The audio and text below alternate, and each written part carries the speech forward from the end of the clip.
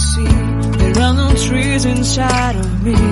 In this desert I can look at you with love, seeing all that I can learn. Can you stay and I will grow?